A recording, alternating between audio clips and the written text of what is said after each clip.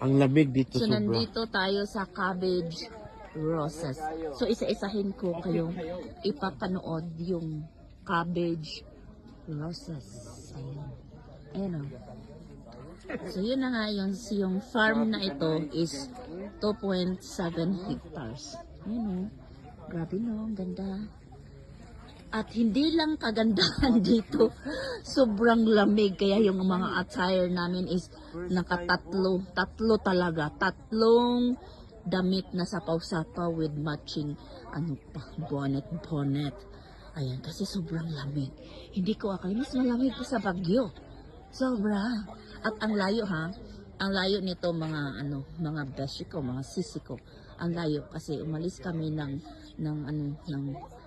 hotel.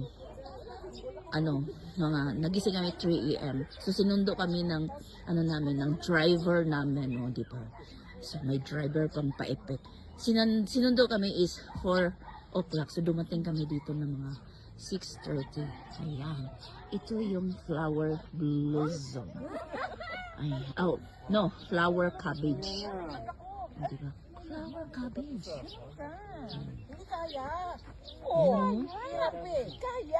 Ang ganda. Diba? As in, sobra din madaming tao. Madaming tao dito.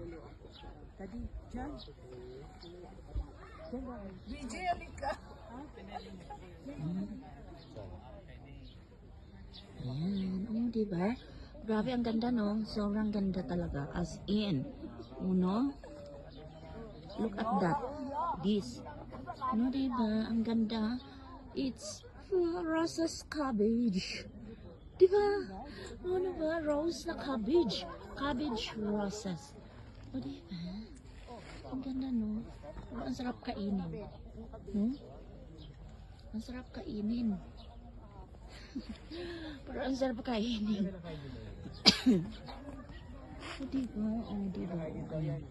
Ayan.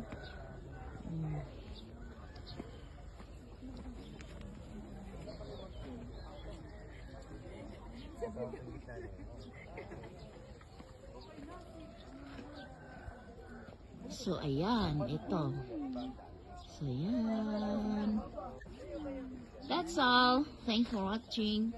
And please like, share, and comment. That's all.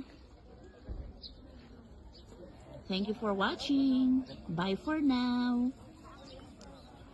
And follow for more updates.